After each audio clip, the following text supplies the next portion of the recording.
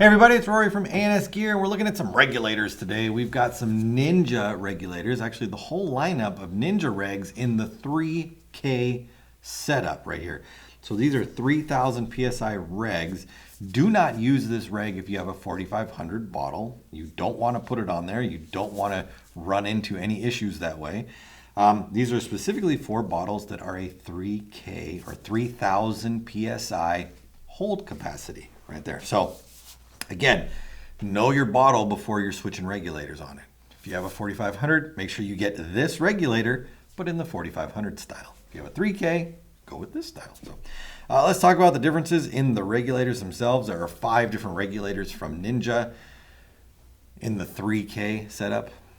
So there is the standard 3K regulator, the ultralight 3K regulator, the Pro V2 style regulator, which comes in either an SHP or super high pressure version, an SLP or super low pressure version, or the standard Pro V2. Now, all of them, the Pro V2, I shouldn't say all of them, the Pro V2, the SHP, the ultralight, and the standard output or standard regulator, you can control the output pressure in them slightly by either going inside and removing or adding shims. You can increase or decrease the output pressure through the regulator. The standard, the ultralight, and the standard Pro V2 have the most adjustability in them. The SHP, you can adjust between I think it's like 900 to 1100 PSI output. You can't bring it down any lower than that, but you have a little bit of wiggle room at that top end up there. The SLP is non-adjustable. So at that low pressure output, that 250, 350 output, you don't have any room in there. There is no adjustment on the SLP. But on the other ones, it's pretty straightforward to take them apart and to service them, really. You can pick up a service kit from anywhere. We can pop this open, take the 2 set screws off the side, and depending on what style you have, whether it be the pin style, the ball style, you want to make sure your kit is appropriate for those. But with the 2 bonnet screws removed, and obviously no air in the setup, we can unscrew the bonnet off the top here.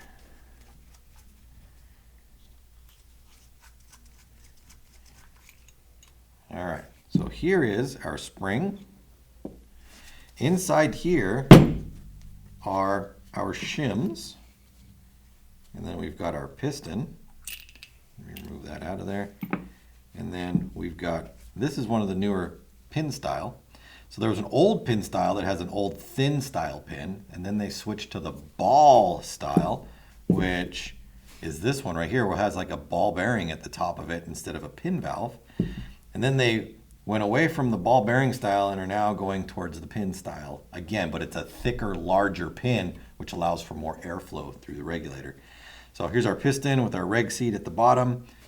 This goes on here like this, and when it drops down into the reg base, there are these shims that are inside. And you can see that there's actually a couple different shims in there. There's a silver one and 3 red ones. By having all the shims in at one time, you will generate the highest output pressure that this regulator is capable of. And as you remove shims out, the pressure drops down and down and down as you remove shims. Now, if you look at your instruction manual, it will tell you if you take out 1 shim, 1 red shim, your pressure should be about this, or 2 or 3 or whatever. So you can follow along and kind of ballpark it in there. You cannot get a specific pressure though. You cannot take one of these regulators, or really any regulator, tank regulator that's on the market, and say, I want an output pressure of 638 PSI. That's not going to happen. You can get one that's like 450 to 500 or 650, somewhere around in there, but you cannot be exact. So don't expect to get that when you adjust these. You can adjust in generalities on these tanks or on these regulators. But there's really no reason that you should need to be specific or exact when it comes to these regulators and paintball. That was binding up in there. Let me see what's going on. There we go. The piston wasn't fitting in there just right. Now let me put these 2 on here, and then we can put them on the scale, you can see the differences between the weights, between the standard, the ultralight, and also the Pro V2. Oh, look out. Walls are coming down. Everything's shaking. All right, let me tighten this up real quick. So I've removed the bottoms, the little protective things on the bottom and the thread protector on the top, just so we can get an accurate reading on here.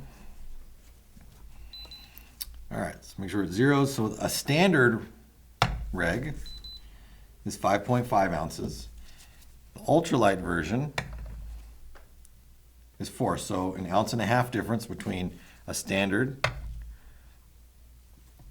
and an ultralight, right there. So, and even in your hands, it's a noticeable difference when you're holding on to that. And then moving over to a Pro V2,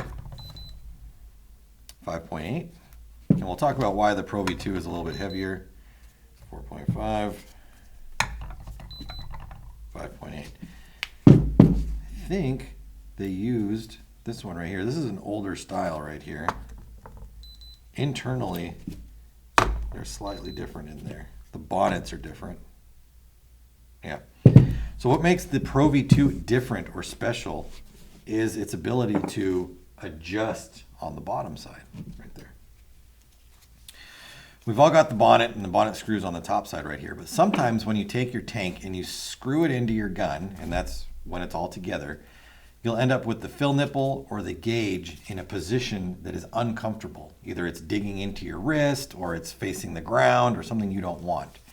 With these new Pro V2s, you can adjust where the regulator sits. So if we take this collar section right here and we loosen up the set screws on the collar, we can adjust where the bonnet actually ends up. So we've loosened that up, and now I can rotate this. You can see that I'm able to turn this collar, but I'm not actually rotating the entire thing. This and this are rotating together, which is allowing me to change where it's sitting on there, which is pretty cool. Let me pull this off. You can get a better idea of that.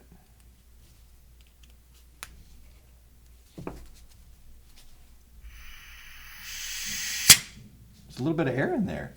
When these come from the factory, they test them and they put them on a machine and it puts a little bit of air in there and it holds it up. I was wondering why it was so stiff to turn this, but it had a teeny tiny little bit of air being trapped inside the regulator.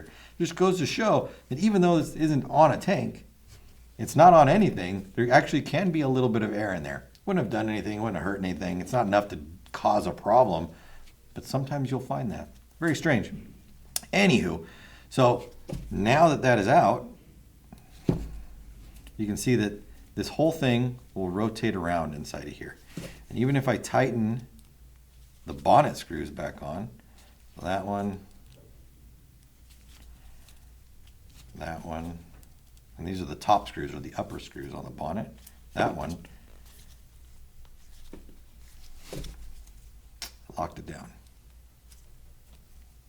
There we go. I can still rotate that around. So once you find that position where you've screwed your tank into your gun and everything lines up just the way you want it, then you can go ahead and go back and lock down the collar so that it can't rotate around. And at the same time you do that, you should go through and make sure that everything else is tight on there too. Just in case you needed to loosen up the bonnet screw just a little bit and let you rotate that collar, go back through, tighten it all up, and make sure that everything is as it needs to be. Get this last one, get it right in there. All right, there we go. So there's your Pro V2, either in your standard, your SHP, or your SLP, your ultralight, or your standard, and what you can do with them. And remember, if you have a 3K version, you need a 3K regulator. Get yours at ansgear.com.